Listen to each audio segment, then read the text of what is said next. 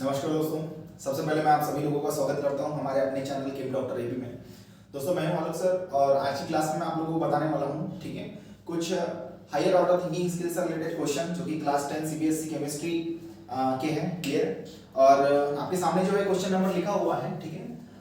ये जो क्वेश्चन है it belong to chapter number 4 that is carbon and its compounds, ठीक है।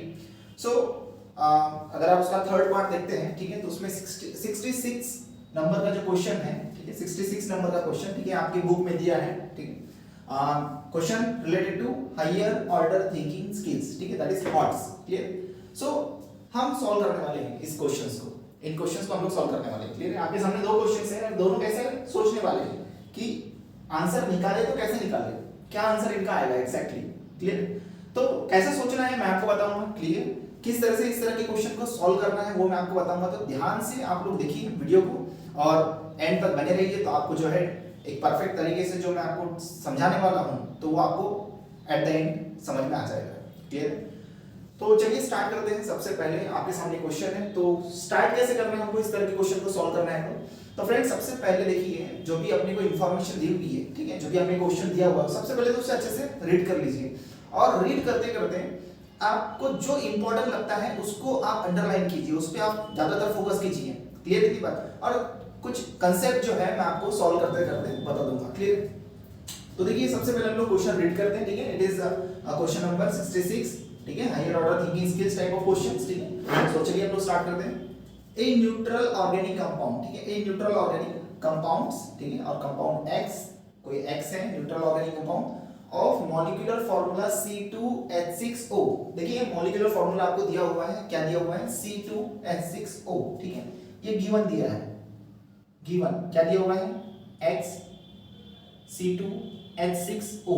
अपने को पहचानना है कि ये फार्मूला जो है किसका होगा, लेकिन आगे पढ़ लेते हैं। सबसे पहले हम लोग फार्मूला C2H6O ऑन ऑक्सीडेशन बोल रहा है, यहाँ पर ऑक्सीडेशन बोल रहा है, ऑक्सीडेशन बोल रहा है, इसका मतलब एक बात ध्यान में रख लेना। क्लियर है कि ऑक्सीडेशन दो तरीके से हो सकता है, हाइड्रोजन का रिमूवल या addition of oxygen. Clear. With acidified potassium dichromate, with acidified potassium dichromate बोल रहा है, ठीक है। अब अपने को पता है एसिडिफाइड पोटेशियम डाइक्रोमेट के बारे में, अगर नहीं पता है तो मैं आपको बताता हूँ क्या करता है। गिव्स एन एसिडिक कंपाउंड, क्या देता है वो, एसिडिक कंपाउंड Y। मतलब इसका जब ऑक्सीडेशन होगा किसके प्रेजेंस में, पोटेशियम डाइक्रोमेट के प्रेजेंस में, तो वो एक कंपाउंड देगा। कैसा का उसका नेचर कैसा रहेगा, देखिए यहाँ पर, देखिए यहाँ पर इसका नेचर कैसा है, एसिडिक नेचर है। एसिडिक नेचर है मतलब एक एसिडिक ऑर्गेनिक कंपाउंड आपको मिलेगा। मतलब उस कंपाउंड में COOH ये ग्रुप आना चाहिए, सबसे पहले आपके दिमाग में ये फिट हो जाना चाहिए। क्लियर। उसके बाद देखिए compound X reacts with Y। Compound X जब रिएक्ट करेगा Y के साथ में on warming in the presence of concentrated H2SO4, आपको दिया है वहां पर कैटलिस्ट किसके प्रेजेंस में, concentrated H2SO4 के प्रेजेंस में, to give a sweet smelling substance। एक स्वीट स्मेलिंग सब्सटेंस बोल रहे हैं फ्रेंड्स। देखिए जब भी स्वीट स्मेलिंग, ठीक है, ये फ्रूटी स्मेल अगर कहीं अगर आपको सुनने मिल रहा है, समझ जाना कि वहां पर जो क्वेश्चन है वो किसके बारे में बात कर रहा है, वो एक कंपाउंड के बारे में बात कर रहा है, एक ऑर्गेनिक कंपाउंड के बारे में बात कर रहा है दोस्तों। वो होता है एस्टर। क्या होता है वो, एस्टर। और एस्टर का जो जनरल फार्मूला होता है ना मेरे दोस्तों, ये होता है C double bond O R, R C double bond O O R। मतलब ये जो कार्बोक्सिलेट ग्रुप है ये दो अल्काइल ग्रुप से यानी दो R ग्रुप से अटैच रहेंगे, यानी दो कार्बन ग्रुप से अटैच रहेंगे। क्लियर। तो ये बात समझ में आ गई आपको। और वो जो एस्टर बनेगा वो कौन सा है, Z है। What are X Y and Z। देखिए बहुत सिंपल सा सवाल है, देखकर डरना नहीं है, ठीक है, बहुत सिंपल है। कैसे सॉल्व करना है मैं आपको बताता हूँ। देखिए सबसे पहले आपको पता चल गया कि X जो दिया हुआ है वो है C2H6O। देखो सोचना कैसे है मैं आपको बताता हूँ।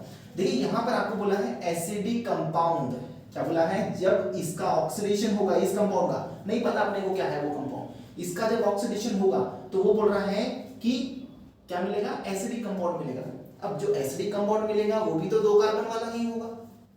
थोड़ा यहाँ पर सोचिए, अभी यहाँ पे दो कार्बन वाला दिख रहा है, तो एसिडिक कंपाउंड मिलेगा तो वो भी दो कार्बन वाला होगा। अब आप सोचिए थोड़ा सा कि दो कार्बन वाला एसिडिक कंपाउंड कौन सा होगा यहाँ पर, तो आपके पास में है कौन सा है, CH3 COOH।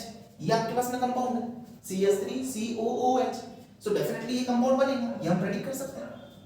तो ये जो हमें Y मिलेगा, ये Y क्या हो सकता है CH3COOH, क्योंकि हमको जो फॉर्मूला दिया है जिसका ऑक्सीडेशन हो रहा है पोटेशियम डाइक्रोमेट के साथ में, ठीक है, उसका ऑक्सीडेशन होने के बाद में अपने को 2 कार्बन वाला एसिडिक कंपाउंड मिलेगा, क्योंकि एसिडिक कंपाउंड बोल रहे हैं यहाँ पर, और 2 कार्बन वाला एसिडिक कंपाउंड मिलेगा अपने को, तो ये कंपाउंड मिलेगा डेफिनेटली, तो ये हो जाएगा हमारा Y।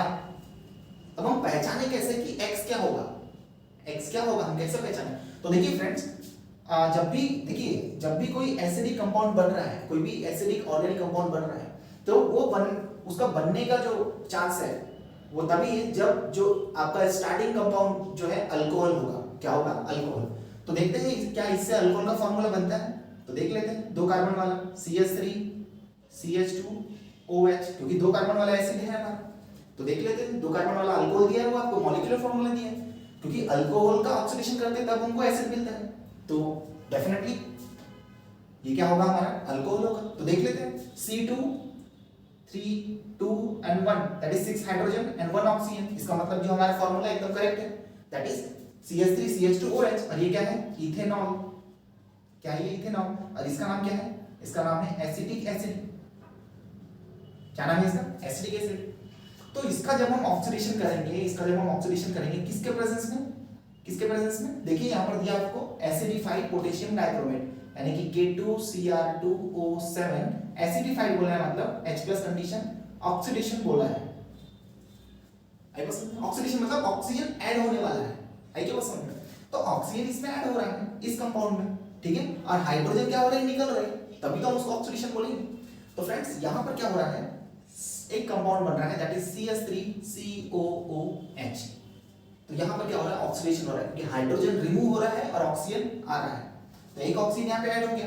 तो ये जो कंपाउंड मिला हमको, ये मिला एसिटिक एसिड। इस तरह से अपने को सोचना है कि अपना कंपाउंड क्या होगा, आई बात समझ में? तो इसलिए सवाल को सबसे पहले अच्छे से पढ़िए, उसमें जो जो चीजें हमको लग रही इंपॉर्टेंट, ये है इंपॉर्टेंट, उसको अंडरलाइन कीजिए, उसके बारे में सोचिए। और आपको कंसेप्ट पता होना चाहिए कि जब भी कोई एसिड बनता है तो स्टार्टिंग मटेरियल क्या होगा, हमारा जो स्टार्टिंग मटेरियल होगा फ्रेंड्स, वो होगा अल्कोहल। क्लियर है इतना? और ये भी मैं आपको बता दे रहा हूँ कि अल्कोहल जो है ये एक ही बार में ऑक्सीडेशन करने से नहीं होता। जब हम इसका एक बार ऑक्सीडेशन करते हैं, ठीक है, जब हम इसका, ऐसे तो इन जनरल हम लोग ये लिख लेते हैं, ठीक है, लेकिन जब हम इसका 2 टाइम्स ऑक्सीडेशन करेंगे, ठीक है, ये जब हम 2 टाइम्स लेंगे तब जाके, क्योंकि जब एक टाइम हम लोग ये ऑक्सीडेशन करेंगे, ठीक है, मैं अभी ये K2Cr2O7, ठीक है, लिख देता हूं मैं Cr2O7, ठीक है, और किसके प्रेजेंस में? ये H+, ठीक है, इन H+। तो जब फ्रेंड इसका ऑक्सीडेशन होता है तो ये डायरेक्टली कन्वर्ट नहीं होता, ये कन्वर्ट होगा सबसे पहले एल्डिहाइड में। अल्कोहल सबसे पहले, मैं आपको पूरा कांसेप्ट क्लियर करवाऊंगा, सबसे पहले वो कन्वर्ट होता है एल्डिहाइड में, आई बात समझ में? और फर्दर जब हम ये एल्डिहाइड का ऑक्सीडेशन करेंगे, ठीक है, that is K2Cr2O7 in H+ and acidified, ठीक है, और ये nascent oxygen, highly reactive oxygen यहां से रिलीज होता है, वो ऑक्सीडाइज करता है एल्डिहाइड को फर्दर एसिड में। तो अल्कोहल का पहले एल्डिहाइड में कन्वर्जन होता है एंड देन एल्डिहाइड का एसिड में। सो फ्रेंड्स, ये जो एसिडिक कंपाउंड बना है, ये कौन से ऑर्गेनिक कंपाउंड से बना है? ये इस अल्कोहल से बना है, 2 कार्बन वाला अल्कोहल, जो आपको फार्मूला दिया है, तो वो होगा इथेनॉल। तो इसका मतलब आपका जो आंसर है X, ये क्या होगा? X जो है ये होगा इथेनॉल, ठीक है, फार्मूला आपके सामने है। Y जो होगा दोस्तों, ये होगा CH3COOH, यानी कि एसिडिक एसिड, फार्मूला आपके सामने है। और रही बात दोस्तों, यहाँ पर बोला गया है Z, तो देखिए Z के बारे में क्या बोला है यहाँ पर, on a warming, that is Y जो हमारे को कंपाउंड मिलेगा, अगर हम उसको वार्म करते हैं in the presence of concentrated H2SO4 तो give us sweet smelling substance Z, ठीक है। तो आपको यहाँ पर X और Y का पता चल गया, आपको पता करना है Z। तो देखिए जब ये X और Y की रिएक्शन होगी, तो देख लेते हैं, मैं आपको पहले समझा देता हूँ। जब भी दोस्तों अगर आपको स्टर बनाने की प्रोसेस अगर कहीं पर भी दी गई है, तो आपको ये ध्यान में हमेशा एक बात रखना, फिक्स कर लो माइंड में हमेशा के लिए, कि जब भी अल्कोहल और एसिड के बीच में रिएक्शन हो रही है दोस्तों इन प्रेजेंस ऑफ कॉन्सेंट्रेटेड H2SO4, तो हमेशा वहां पर स्टर का फॉर्मेशन होगा। किसका फॉर्मेशन होगा? स्टर का। ऐसा लिख के रख लो कहीं पर भी, ठीक है, दिमाग में फिक्स कर लो। तो हमेशा जो है कॉन्सेंट्रेटेड H2SO4 के साथ में रिएक्शन होगी, ठीक है, कोई भी अल्कोहल या एसिड हो, तो दोस्तों वहां पर हमेशा स्टर बनेगा, इस बात की गारंटी है, लिख के रख लो, इस बात की गारंटी लिख के रख लो। और कौन सा स्टर बनेगा ये भी बहुत समझने वाली बात है, स्टर कंपाउंड जो बनेगा वो कौन सा बनेगा ये समझना बहुत जरूरी है, मैं आपको ये समझाने जा रहा हूं। तो देखिए C2 आपके पास में जो है, ठीक है, CH3 C double bond O OH, ठीक है, और जो अल्कोहल है मैं उसको इस तरह से लिखता हूँ OC2H5 C2H5OH and this is acetic acid. तो दोस्तों जब हम इसकी रिएक्शन करेंगे इन प्रेजेंस ऑफ कॉन्सेंट्रेटेड H2SO4, तो दोस्तों ये कॉन्सेंट्रेटेड H2SO4 यहाँ पर किस तरह से काम करता है, एक डिहाइड्रेटिंग एजेंट, मतलब दोस्तों यहाँ पर क्या हो जाता है, वाटर मॉलिक्यूल का लॉस, वाटर मॉलिक्यूल निकल जाता है एक, और वो वाटर मॉलिक्यूल कैसे निकलेगा मैं आपको बताता हूँ। ये वाटर मॉलिक्यूल निकलेगा कुछ इस तरीके से, ठीक है, क्योंकि ये एक्सपेरिमेंटल स्टडी के ऊपर एक्सपेरिमेंटल स्टडी से जो हमको मिला है, ठीक है, जो साइंटिस्ट लोगों ने रिसर्च करके पता लगाया है कि कहाँ का OH निकलेगा, कहाँ का हाइड्रोजन निकलेगा, ये आगे चल के आपको बहुत काम आएगा, इसलिए मैं अभी आपको बता रहा हूँ। तो दोस्तों एसिड का OH निकलता है और अल्कोहल का H निकलता है, और इस तरह से वाटर मॉलिक्यूल निकल जाता है, और बाकी जो चीजें उसको जोड़ दो आप, यानी कि CH3 C double bond O, यहाँ से OH निकल गया, यहाँ से H निकल गया, तो यहाँ पर बचा OC2H5 and this is the formula of ester. ये एक R हो गया, ये एक R हो गया, तो ये हो गया आपका जनरल, तो आप बोल सकते हैं ये क्या है, स्टर। और ये स्टर का नाम क्या है, स्टर का जब भी हमको नाम देना है हम लोग जो भी वहां पर अल्काइल ग्रुप है उसका नाम लिखेंगे और सिंपल उसको लिखेंगे ester, that is methyl ethyl ester. तो दोस्तों मेरे जो पढ़ाने का तरीका रहता है वो है कि आप कोई भी सॉल्व कर रहे हो कोई प्रॉब्लम, तो उसको सही तरीके से समझिए, आप उसके जो कंसेप्ट है उसको सही तरीके से समझ लीजिए, रट्टा नहीं मारना है, समझना है अच्छे से, क्लियर है। सॉरी, तो ये हो गया इसका सॉल्यूशन, ठीक है। अब हम बढ़ते हैं नेक्स्ट क्वेश्चन की ओर।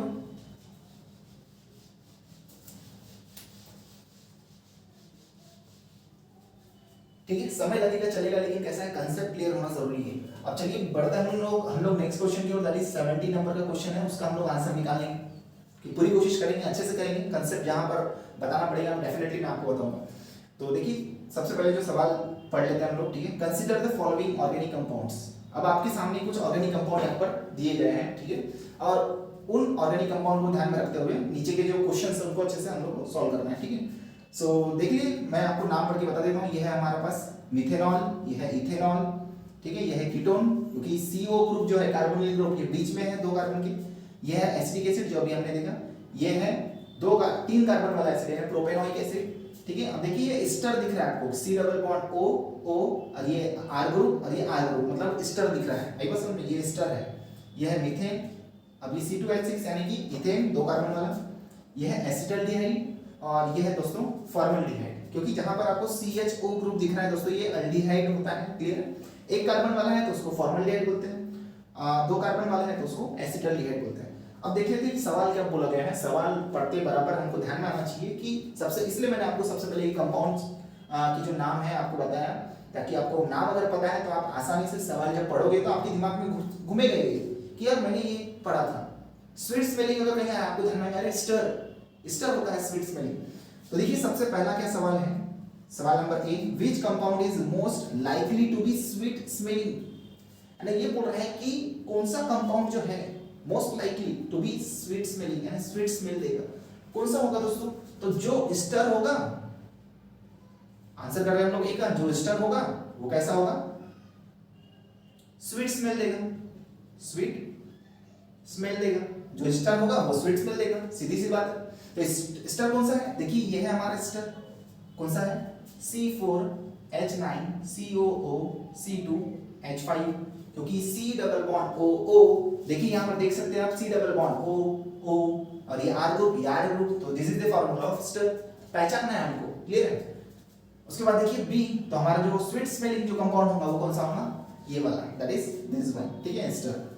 Now, which compound on treatment with concentrated H2SO4 at 170 degree centigrade forms an alkene? अब ये बात आ गई कि कौन सा कंपाउंड जो है जिसे हम लोग 170 डिग्री सेंटीग्रेड में कॉन्सेंट्रेटेड H2SO4 के साथ में हीट करेंगे तो वो हमको अल्कीन देगा।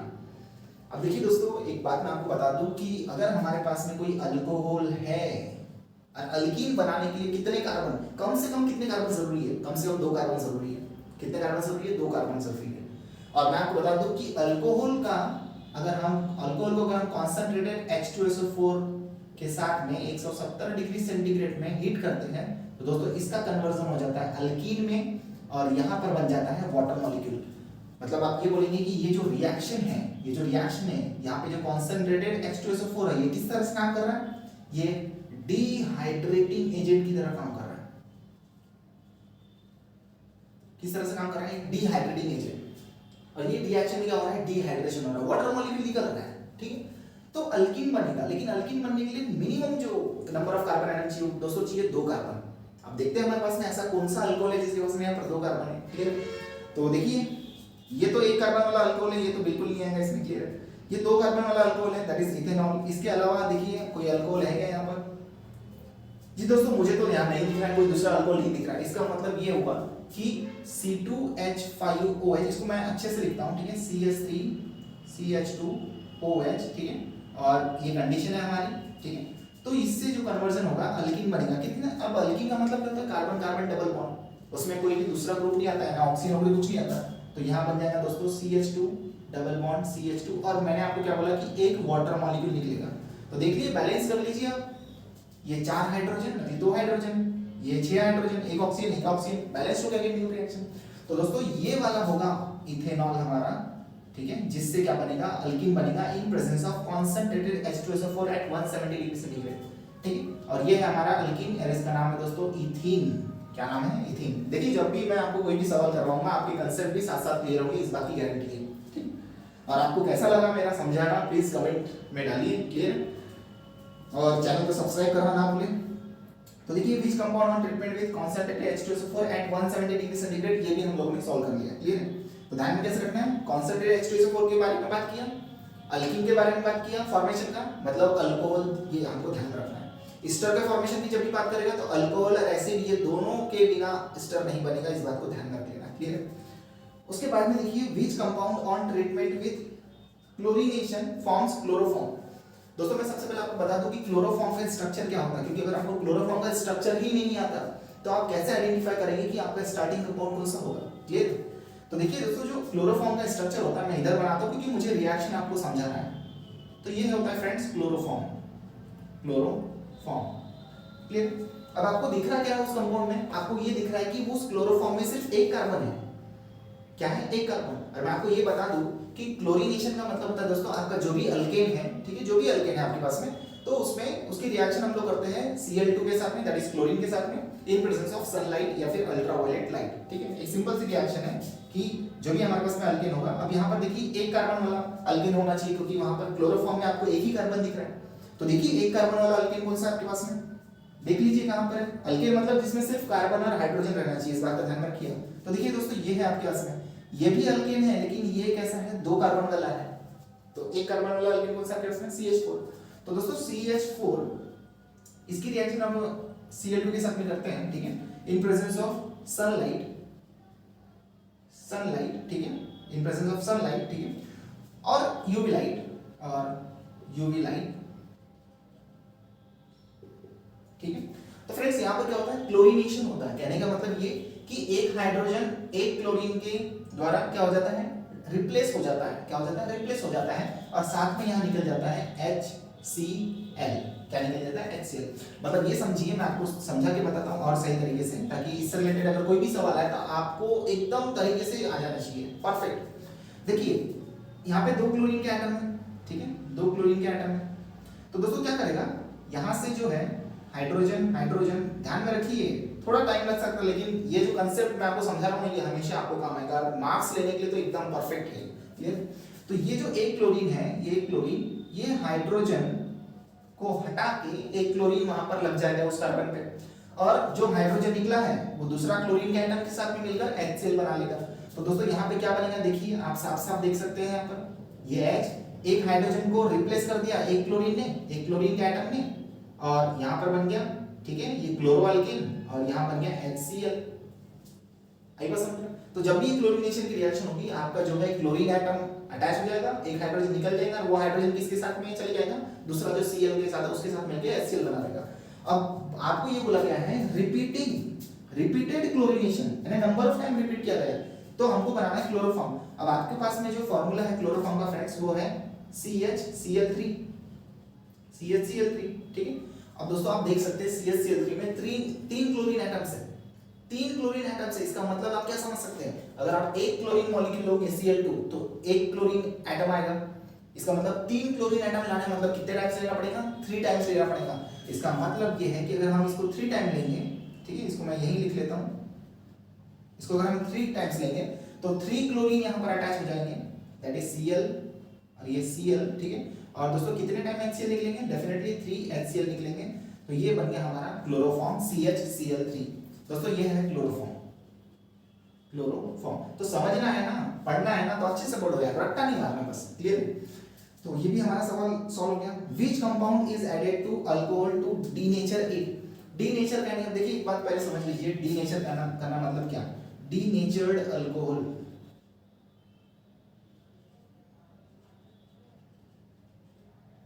डीनेचर मतलब उसको वो हमारे पीने योग्य है ही नहीं, इस बात का ध्यान में रखिए। डीनेचर कहने का मतलब जहरीला हो गया वो, ठीक है, ये समझ लीजिए क्या हो गया वो, जहरीला, वो हमारे पीने योग्य नहीं है, पीने लायक अल्कोहल नहीं है। तो दोस्तों कभी भी जो भी हम लोग अल्कोहल है जैसे इथेनॉल है, अगर उसको हमको डीनेचर्ड अल्कोहल बनाना है तो दोस्तों हम लोग उसमें कुछ कंपाउंड्स ऐड करते हैं, लाइक मिथेनॉल, ठीक है, जो कि एक जहरीला अल्कोहल है, क्लियर है। तो मिथेनॉल अगर हमने ऐड कर दिया तो हम उसको डीनेचर बना सकते हैं, ठीक है, पीने योग्य अब वो नहीं रहेगा, अब वो हमारे लिए ह्यूमन बॉडी के लिए डेंजरस हो जाएगा, क्लियर। तो दोस्तों हम लोग ऐड कर सकते हैं मिथेनॉल, ठीक है, मिथेनॉल ऐड कर सकते हैं, कॉपर सल्फेट ऐड कर सकते हैं, ठीक है, और भी डिफरेंट कंपाउंड है जिनको हम लोग ऐड कर सकते हैं फॉर मेकिंग डीनेचर्ड अल्कोहल। तो दोस्तों देखिए मिथेनॉल अगर यहाँ पर होगा तो हम बोलेंगे कि वो कंपाउंड होगा। तो आप देख सकते हैं यहाँ पर मिथेनॉल है क्या, डेफिनेटली है, ये फर्स्ट कंपाउंड ही हमारा मिथेनॉल है, क्योंकि एक कार्बन वाला अल्कोहल है यानी मिथेनॉल, आइए समझ में। तो आपका जो आंसर होगा वो कौन सा होगा, मिथेनॉल, दैट इज CH3OH, ठीक है ना, ये हो गया आपका आंसर, ठीक है। So this compound is added to alcohol to denature it. Now the ई Which compound is a constituent of vinegar? अरे बहुत सिंपल सा सवाल हो गया है। तो constituent of vinegar, विनेगर का कांस्टेंट कौन सा है यार, बहुत सिंपल सी यार, एसिडिक एसिड। बच्चे को याद रहता है अगर पढ़ रहे हो तो, क्योंकि ये सवाल बार बार आता है। तो दोस्तों इसका जो आंसर आएगा वो आएगा एसिडिक एसिड। बस आपको इसका फॉर्मूला आना चाहिए, और एसिडिक एसिड का फॉर्मूला मतलब क्या है, 2 कार्बन वाला एसिड, दैट इज CH3COOH। ये कंपाउंड है या नहीं देख लेते हैं, हाँ डेफिनेटली है, CH3COOH, this is the constituent of vinegar. Now the last question is which compound is used to sterilize wounds and syringes। दोस्तों आपने जब इथेनॉल के बारे में स्टडी किया होगा तो आपको पता होगा कि जो इथेनॉल है ना दोस्तों, इसका हम लोग एज अ ठीक है for to sterilise wounds and syringes, ठीक है, उनको साफ करने के लिए, जैसे घाव है उसको भी साफ करने के लिए दोस्तों हम लोग जो है इथेनॉल का यूज करते हैं, ठीक है। सो यहाँ पर जो आपके पास कंपाउंड है दैट इज C2H5OH, ठीक है, ये इसका आंसर होगा C2H5OH। ये सिर्फ एक ध्यान में रखने वाली बात है कि किस तरह के कंपाउंड को है हम लोग यूज करते हैं to sterilise the wounds and syringes, ठीक है। तो ये ध्यान में रखने वाली बात है, जहां समझाने की बात है वहां मैंने आपको अच्छे से समझा दिया। अगर आपको इससे रिलेटेड कोई क्वेश्चन है और आपको लग रहा है कि आपको सॉल्व करते नहीं आ रहा है तो डेफिनेटली आप कमेंट में डालिए कि सर मुझे ये नहीं आ रहा है, मैं उसके ऊपर एक अलग से वीडियो बना के आपको जो है उसका सॉल्यूशन दे दूंगा, ठीक है। सो दोस्तों वीडियो को एंड तक देखने के लिए बहुत बहुत धन्यवाद, ठीक है। चैनल को सब्सक्राइब कीजिए, शेयर कीजिए और लाइक कीजिए दोस्तों, थैंक यू सो मच।